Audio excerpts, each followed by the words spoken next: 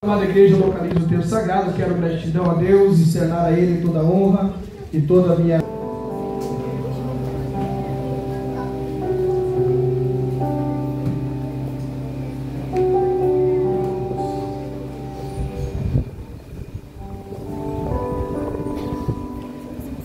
Muitos dos acontecimentos que estão registrados no povo de Israel estão registrados como figuras para nós, para aviso nosso, que ao olharmos para tais acontecimentos, nos sirva como lembrete da ação destrutiva e catastrófica do pecado.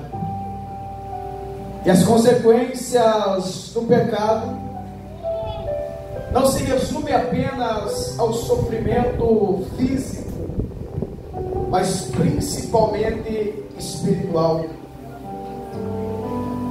Vemos que após o pecado ter entrado no mundo, houve uma crise espiritual na humanidade. E essa crise espiritual, ela nos apresenta um gráfico. E nesse gráfico vemos momento em que o povo correspondia com a graça e com a vontade do Senhor. E quando assim acontecia, havia conquista, vitórias, milagres, na área política, na área militar, na área espiritual, na área financeira. Mas também vemos nesse gráfico que, em contrapartida, enquanto o povo negligenciava a vontade e a graça do Senhor, eles traziam para si grandes e terríveis catástrofes. Crises aconteciam. E quando você vai ver ao longo da história de Israel, muitas vezes os motivos que levavam Israel ao fracasso, a miséria, a crise, era quando eles endureciam o coração para Deus, indo assim muitas das vezes na contramão da vontade de Deus. Glória a Deus. A verdade é que Deus sempre amou Israel como um filho, porém Israel nunca honrou a Deus como pai. Mas Deus, ao longo da história, sempre teve homens e mulheres a qual Ele poderia contar e fazer com que os seus propósitos fizessem conhecido na terra.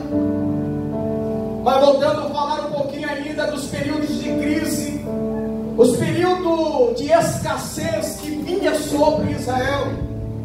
Não tem como nós falar de um período de crise em Israel sem nós falarmos do livro dos Juízes. O livro dos Juízes vai marcar um período em Israel obscuro. O período de Juízes vai marcar um período de crise, porque aquela nação agora, sobre o período dos Juízes, estavam todos envolvidos, inseridos num cenário de pecado. E o livro de Juízes é talvez o livro mais triste da Bíblia, porque constitui a história da nação que está agora envolvida no pecado. Alguém pode olhar e perguntar assim: mas por que Deus vai permitir um período tão pouco edificante? Que a história, na sua maioria, ela é deprimente, ou seja, causa depressão, cheia de violência. Se você for ler o livro de Juízes na sua casa, você vai ver que ora o povo estava em vitória, ora o povo estava em derrota. Havia uma oscilação. O povo não conseguia cultivar uma comunhão pessoal com Deus.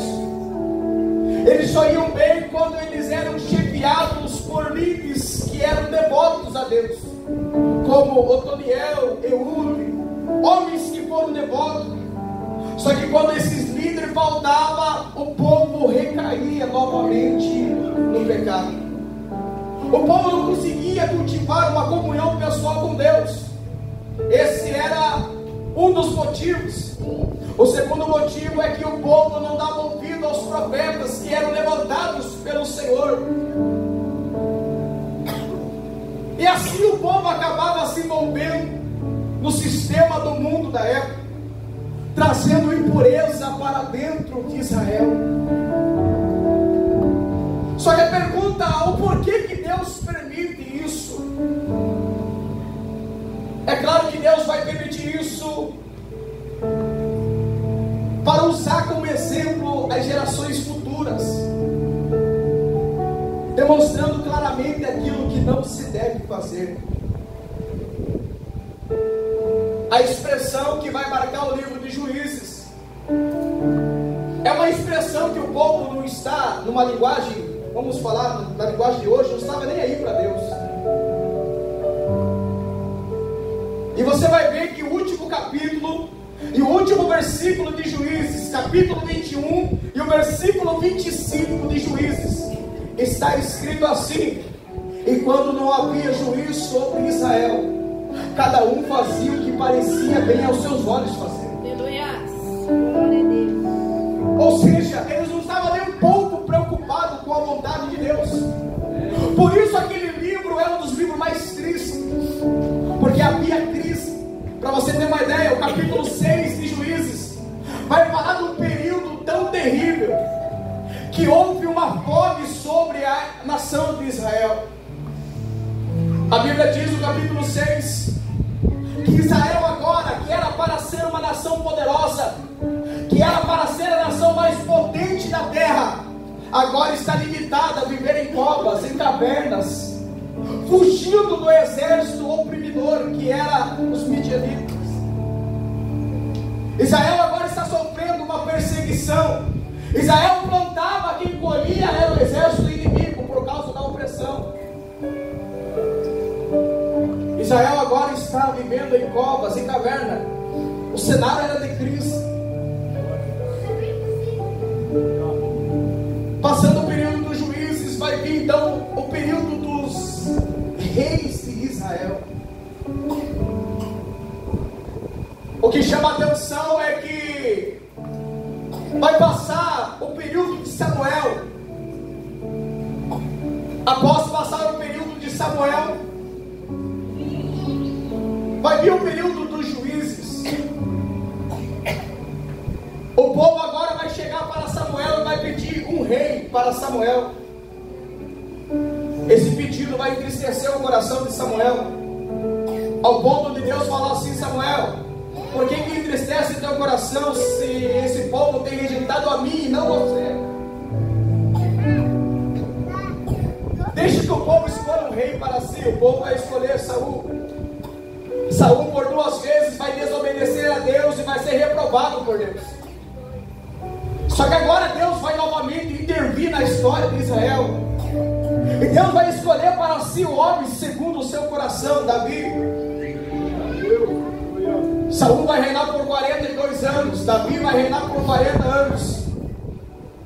Davi consegue trazer uma estabilidade sobre a nação. Porém Davi vai morrer. Após a sua morte, Salomão, o seu filho, vai começar a reinar no seu lugar. Salomão também vai ter um período próspero. Na verdade, o período do reinado de Salomão é o período mais próspero de Israel. Houve uma paz e uma prosperidade como nunca antes houve, e nunca depois haverá. Só que a Bíblia diz que Deus vai determinar para Salomão alguns limites do seu reinado. E alguns limites estabelecidos por Deus foi esse: não relacioneis com mulheres estrangeiras, moabitas, sidônias, amonitas, mulheres que Deus proibiu Israel se relacionar com estrangeiras. E você sabe, Salomão teve 700 mulheres e 300 concubinas. Deus já estava mostrando que dava errado isso. Por quê? Deus falou assim: a partir do momento que vocês se relacionarem com estrangeiras, elas irão perverter o coração de vocês a adorar outros deuses. O jugo desigual. Deus estava agora determinando o limite para o reinado. Escute isso. Eu preciso falar isso, eu preciso tecer esse pano de fundo da mensagem. E Salomão não vai acatar Deus e vai se relacionar com amonitas, sidônias, moabitas, mulheres que o próprio Deus vai falar para ele não se relacionar. Qual que é a consequência? A idolatria vai entrar dentro de Israel. A Bíblia diz que as mulheres realmente perverteram o coração do rei mais sábio de Israel, que era Salomão. E ele começou a permitir a idolatria entrar dentro da nação. As bases da nação se enfraqueceram. E Deus pela terceira vez vai aparecer para Salomão, mas não como as duas primeiras vezes para abençoar, mas sim agora para o repreender. E Deus vai chegar para Salomão e vai dizer assim: eu não irei retirar o reinado da tua mão por amor a Davi, o teu pai, mas do teu filho irei requerer. A Bíblia diz que Salomão vai morrer, Roboão, o seu filho, vai começar a reinar. O povo vai chegar para Roboão e vai dizer assim: o seu pai colocou um jugo, uma carga muito pesada sobre nós, alivia essa carga. Roboão vai falar assim: espera, eu vou tomar conselhos. Roboão vai tomar conselhos agora com os anciões de Israel. Quem eram esses anciões? Eram conselheiros de Salomão. Imagina, o rei mais sábio de Israel tinha conselheiros. Agora Roboão vai tomar conselho com eles, e eles vão dizer assim: ó, faz o que o povo está pedindo, e você vai ganhar o coração deles. Só que Roboão é alguém que tem um coração obstinado. Roboão é alguém que já estava com a sua ideia pensada. Ele só queria achar alguém que iria compactuar com essa ideia.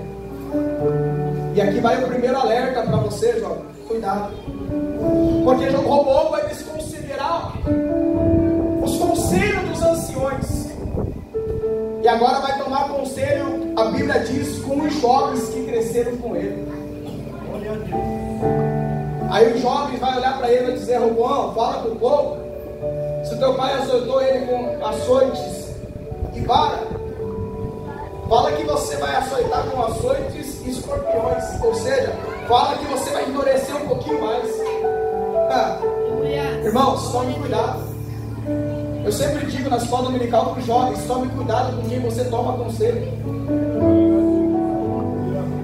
Tome cuidado com quem você toma conselho, porque Salmo 1 diz: bem-aventurado o varão que não anda segundo o conselho. E quem são os ímpios? Não são quem estão lá fora, não. Aqueles são os pecadores que Salmo vai dizer. Os ímpios são aqueles que têm aparência de piedade, mas a negando a eficácia dela sai essa parte. Porque o ímpio, além de ser ímpio, ele quer te dar conselho. Além dele não estar vivendo o que Deus quer que ele viva, além dele não estar vivendo na palavra, ainda ele quer te dar conselho. Jovem, cuidado, porque as consequências quem vai ter que colher vai ser você. Alguém poderá te dar um conselho, mas quem vai colher as consequências vai ser você. Roboão vai acatar o conselho do jovem. O que vai acontecer? A divisão das tribos. O povo vai se revoltar e vai se dividir. Agora 10 tribos se dividem por norte e 2 tribos para o sul. As tribos do norte agora vai ser reinado por Jeroboão, e as tribos do sul, Judá e Benjamim, vai ser reinado por Roboão. E as tribos do sul, 20 reis foram que reinaram sobre ela. Dos 20 reis, somente 6 foram bons, em linhas gerais. O resto, tudo praticou o que era mal aos olhos do Senhor.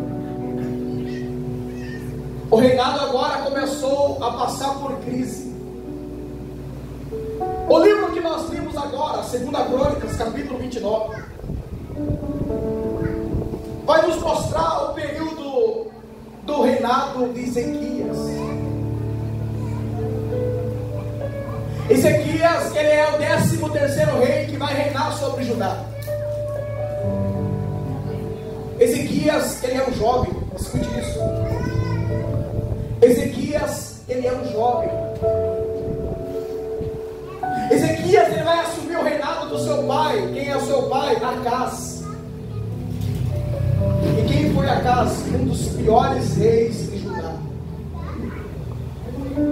Devido à sua má influência, ele foi quase inteiramente responsável pelaquela nação entrar na mais terrível prática de idolatria. Acaz, ele pecava abertamente, construindo altares em Baal, para Baal, em todos os cantos de Jerusalém.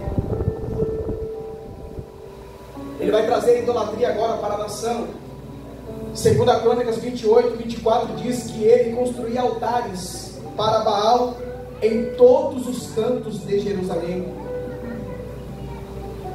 E não só isso, ele deu extensão agora à sua imoralidade, quando ele agora vai sacrificar os seus próprios filhos. Escute isso. Ele vai sacrificar os seus próprios filhos ao Deus Baal. O Deus Baal, a sua figura era representada por um animal gigantesco. E esse animal tinha na altura do seu estômago como se fosse um forno. E ali era feito sacrifício humano. Acaz vai matar os seus próprios filhos em sacrifício a Baal. Essa era a realidade de Israel. Porém houve uma profecia, escute isso. E Acaz, por sua maldade, ele foi castigado. Deus agora vai levantar Isaías. Isaías agora é levantado com um recado de Deus para Acaz. E Deus agora vai enviar uma mensagem para Acaz, dizendo que Judá seria destruído. Mas Deus também diz que não seria totalmente destruído. Quando Deus agora levanta o profeta Isaías para profetizar contra Acaz. Se você ler na tua casa o profeta Isaías, no capítulo 7, ele vai profetizar contra Acaz. O detalhe é que quando Deus fala para Isaías ir levar o recado de Deus, Deus fala, leva o seu filho junto. E pensa o nome do filho bonito. Você que precisa do nome do seu filho quando ele nascer. Sear-Jazub.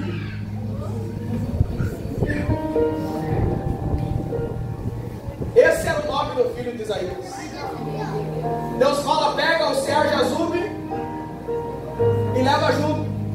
Só que você sabe que Deus sempre trabalhou com o significado do nome. E o significado do nome de Sear-Jazub era um resto volverá. Volverá vem do verbo voltar. Deus estava dizendo assim para Acaz: eu vou destruir Judá, porém o povo vai voltar. Glória a Deus. Judá não vai ser totalmente destruída, por quê? Porque de Judá nascerá o leão da tribo de Judá. Glória a Deus. Amém, criança. Aleluia, Jesus.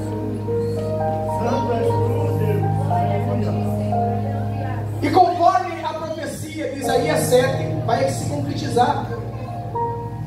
Porque, irmãos, a Bíblia diz: horrenda coisa é cair na mão do Deus vivo. Deus ele é amor, mas também é justiça.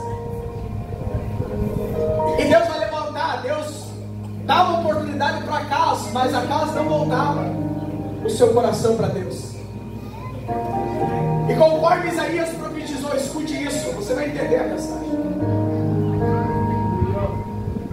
2 Crônicas capítulo 28, versículo 6. Conforme Isaías profetiza no capítulo 7, agora Israel e Síria vai atacar Judá. Os estragos foram grandes. 120.000 foram mortos em um só dia. 120.000 homens de guerra foram mortos e 200.000 ficaram feridos e aprisionados. Olha o que o reinado de Acas está causando na história de Israel. Num só dia, por causa da maldade do coração de um homem. Escute isso. Eu estou pregando para jovens. Nós estamos vivendo na era dos influencers. Olha o que uma influência pode causar. A casa pecava abertamente. A casa era alguém obstinado ao pecado. Só que agora o povo estava indo com ele. Olha o estrago. Olha o que diz 2 Crônicas 28:6. Pois Peca, filho de Remalaías, matou em Judá num só dia 120.000 todos homens valentes, porquanto havia abandonado o Senhor Deus de seus pais.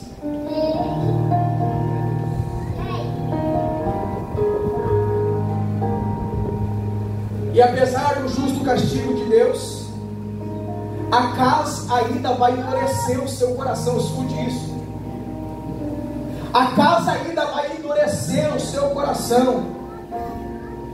E 2 Crônicas 28:22 diz assim: no tempo da sua angústia, houve-se com ainda maior desprezo pelo Senhor este mesmo rei Acas. Acas, na crise que ele vivia, escute isso, ao invés de Acas confiar em Deus, Acas agora vai buscar confiar em homens. Após o ataque que ele sofreu, Acas buscou proteção sobre o rei da Assíria. Acas vai oferecer dinheiro para esse rei, para que este rei viesse a destruir Israel e Síria. Tem diferença, Assíria e Síria. Acas agora vai buscar socorro e proteção em homem.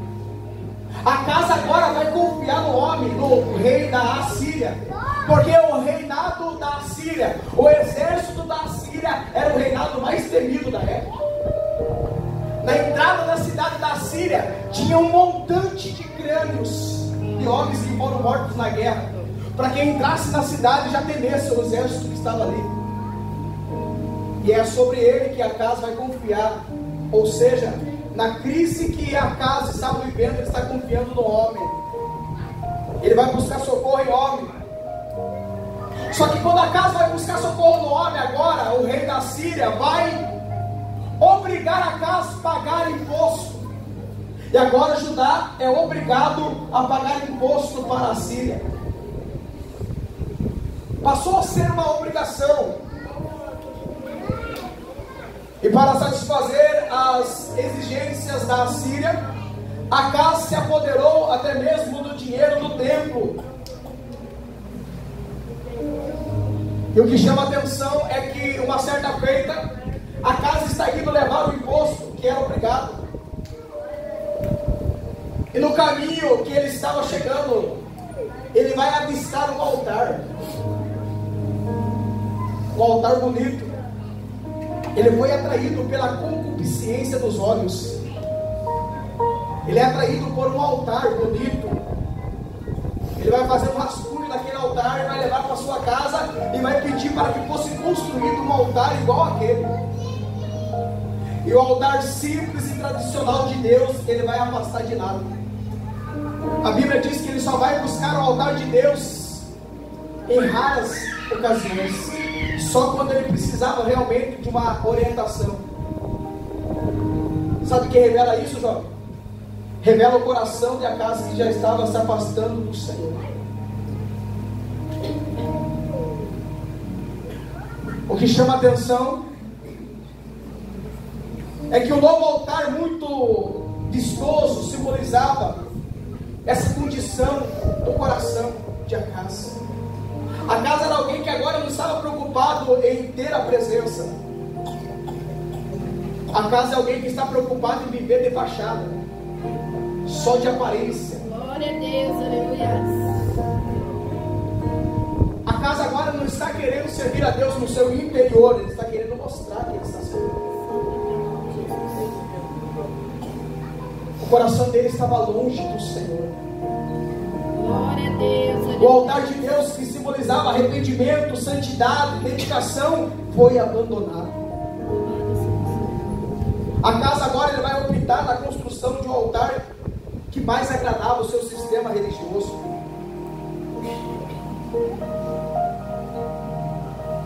E naturalmente não demorou para que Acas abandonasse totalmente a Deus e viveu de aparência até o fim da sua vida.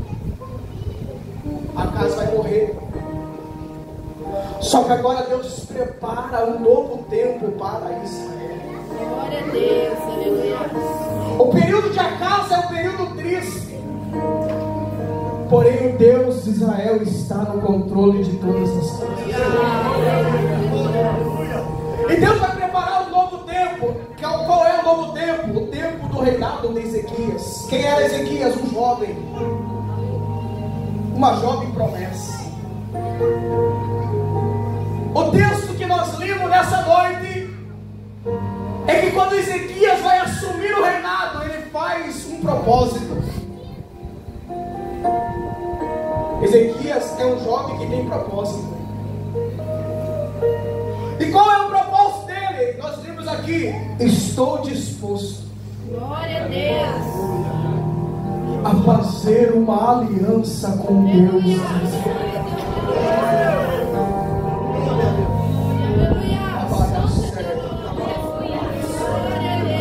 Ezequias vai liderar um avivamento sobre a nação. A partir da vida desse jovem, Israel vai viver um período de avivamento.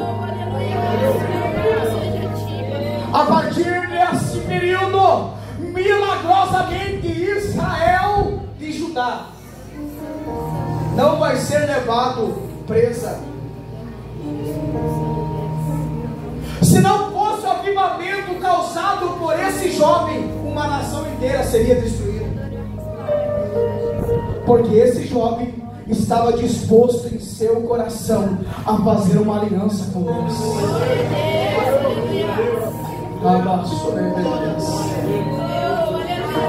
Oh glória! Ezequias vai ser líder de um avivamento. Mas Giovanni, o que era ser líder de avivamento nos dias de Ezequias? Era atrair a presença. Era atrair a presença. Porque Deus havia se retirado da história. Porque Acas pecava abertamente, afrontava o Deus de Israel. Agora Deus se retira de cena. Só que no cenário de Israel, no cenário de crise, vai surgir um jovem. Esse jovem está disposto a fazer a diferença. Glória. Eu venho pregar nessa noite para alguém que você precisa entender a diferença que você faz. Eu estou pregando para jovem que, se você entender o que Deus pode fazer através da tua vida, a partir dessa noite a tua vida nunca mais será a mesma. Eu venho pregar nessa noite para uma geração de jovens que serão cheios do Espírito Santo, irá liderar o avivamento que está vindo sobre essa casa. Só quem recebe essa palavra, Deus vai te encher, Deus vai te pegar nessa noite. Alabaias, Rabadaias, Surabadaquiacé. Ei, Deus vai te visitar nessa noite.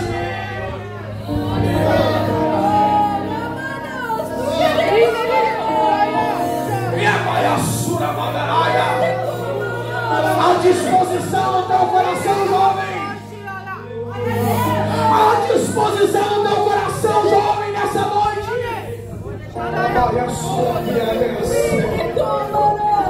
Se o teu coração nessa noite dizer: Senhor, eu quero uma aliança.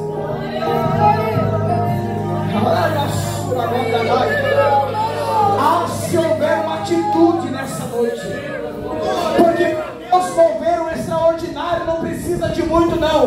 Uma única atitude pode mudar a tua semana, pode mudar o teu mês, pode mudar esse ano. Deus está